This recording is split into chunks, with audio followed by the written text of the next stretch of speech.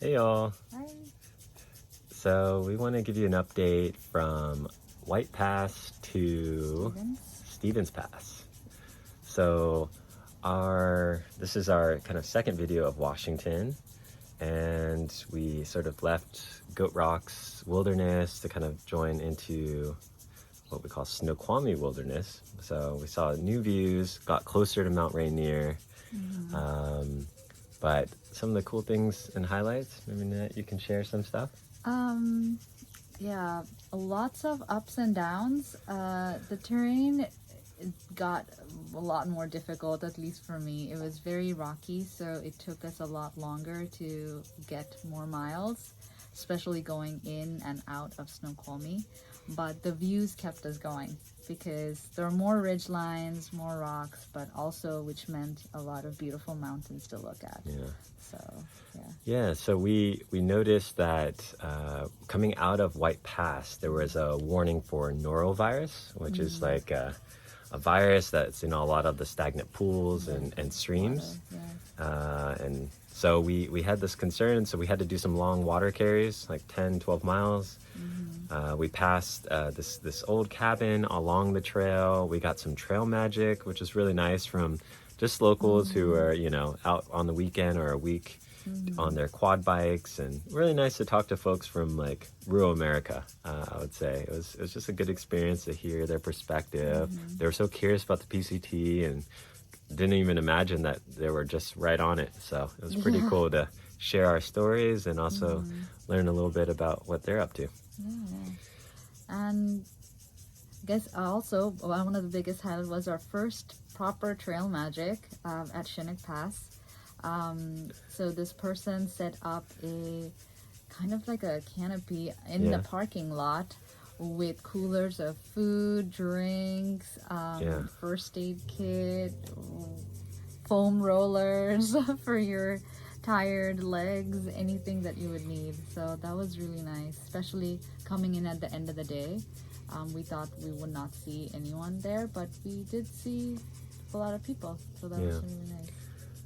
Yeah, that's right. Chinook Pass was really pretty. It was sort of it's a remote highway, so you don't really expect much, and you see a lot of day hikers might come up just to go to the nearby lakes. But it was pretty neat. We also saw llamas on the trail at that section, some goats as well, and they were used as like kind of pack animals to bring up people's supply to the nearby lakes. But yeah, it was a pretty neat section. And then, getting into Snoqualmie was rough, as Nanette said earlier. But once we arrived in Snoqualmie Pass, we went to stay at something called the Washington Alpine Club, which is a nice little cabin. Really enjoyed the kind of experience of like a hiker-only spot. They offered us breakfast and dinner, gave us a place to stay, and then also do laundry and shower. So it was just everything what a hiker needs. Yeah. So, yeah. And then we, my friend Onkon drove up from, I forget, Snohomish, that's where he lives. And then, brought us good food, took us around. We had good bowls of ramen, and that was really nice. It was really nice to catch up with him. So thanks, Onkon. Yeah, that was wonderful. So that he gave us a taste of civilization and what's in store for us when we come back. But man, I'll say that made it so difficult to get back on trail the next day. But that and the heat, we had to climb up Snoqualmie Pass, out of Snoqualmie Pass, and it was I think 2,000 foot elevation gain within 4 miles. Over rocks and in 90-degree weather heat. So it was really tough. I think it was the toughest 17 miles to our destination that we were trying to get to. But it was really rewarding because the destination was Spectacle Lake, which is this beautiful alpine lake with sort of a nice kind of rock-facing mountain right on the backdrop of the lake. So what do we do there, Nanette? Oh, nothing. That's the best part. We went in Spectacle. We reached Spectacle Lake in the morning by, say, 11 a.m. or so. And then we found a nice camp spot in the peninsula area of the lake and set up camp and just stayed there. We got in the water. It was so refreshing on a hot day, and just laid there by the shore, read books, and just took naps and ate. Yeah. Ate pizza, actually. Yeah, we Which is brought funny. some of this nice cold pizza that Ankun brought back for us, and Yeah. we had a Costco chicken on trail. Oh yeah, and a nice rotisserie chicken. And we did what we called a trail Nero, which means we just kind of hanged out on trail but took time off. It's something that we haven't really done much of, because every time we're taking time off, we're in town. But I'll say one thing is, and I think you might also agree, is that it's way more refreshing because you really get to relax when you're on trail. And it's a little bit like an overnight backpacking trip. You get to enjoy it and kind of not be consumed with just internet connection, and you really get to relax and let your feet rest. So we really enjoyed that. Yeah, I agree. It was lovely. Yeah. And so from Spectacle Lake, we had our plan to get back out to Stevens Pass, which is the next big mile marker. So this is where we're off trail now. So what was this like? It was like 2 or 3 days. We took our time, but went pretty quick.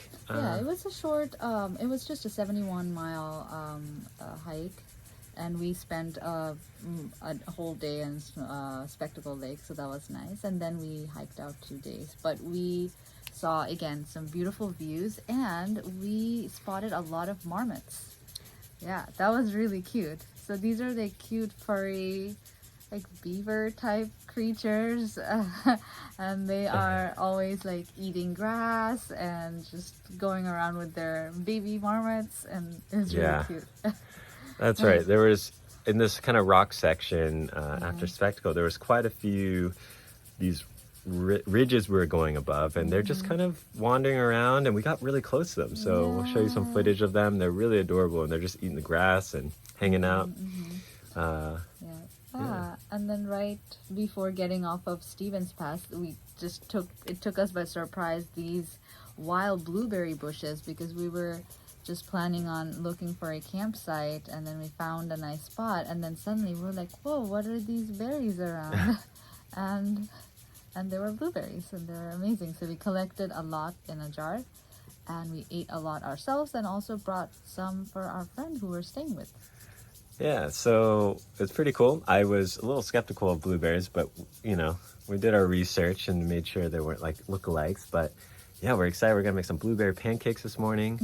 And we're speaking to you from Wenatchee, which is just right off of, it's a town a little bit more east of Stevens Pass. So yesterday we got in and picked up from our former friend and colleague, Ed Brooks, and his wife. So they live in Wenatchee. They came up to Stevens Pass yesterday morning. And we spent the day with them in Leavenworth, which is this German Bavarian themed town, which is quite interesting to see. And but I think after a few hours, we're ready to get out. So we had lunch there, and then I'll show you some footage of there. And then we just came out to their lovely home and yard. You can see. And this is an amazing view. Wenatchee. So we're gonna spend and do a 0 here and take 2 nights off, and then I guess the biggest surprise to us all is we found out about these fire closures coming up. So unfortunately, there's 2 fires that have closed parts of the PCT north of us. From Swaddle Pass to Stehekin, from Stehekin up to Rainy Pass. So that's about, I'd say, 30 or 40 miles. Yeah, maybe. I think in total, it's gonna divert us a little bit, but luckily the PCTA have come up with a reroute, an alternate pass for us. So we've been researching to figure out how we can do that. Some good news is that we still have about 75 miles before we get to that fire closure on that trail. So we'll get to Suet Pass and then make it down to Holden Village, and then we can still make it to Lake Chelan and Stehekin. So really excited to still get past Glacier Peak, which is one of kind of another really big iconic wilderness area with some really nice views. And then finally to the famous Dahican town that we're all Yeah. looking forward to. And their cinnamon rolls. So let's see. Yeah. All right. Well, thank you so much, and we'll talk to you all soon. Bye.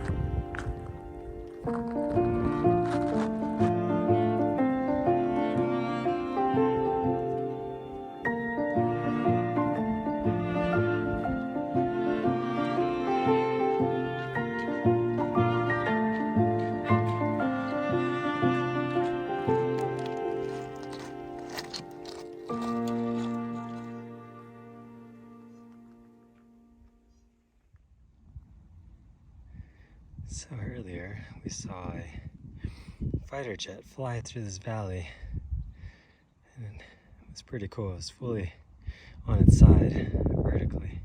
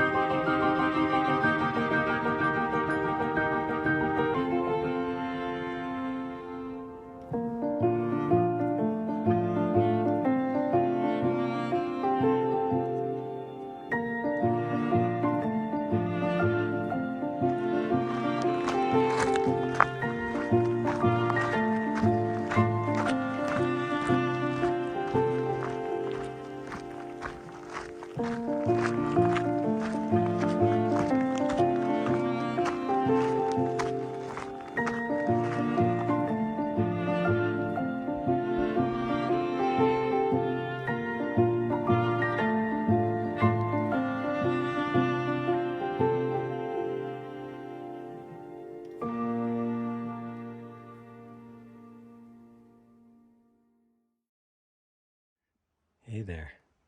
We are at the start of the challenge, which is to get up 0.6 miles as fast as you can. It's a pretty steep incline, but I think the top record I saw in comments is about 12 minutes.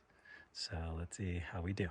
So we're at the top, and my time was 13:19, but it took a few minutes to stop it. We got 0.65 miles, heart rate at 162, and 649 feet elevation climb.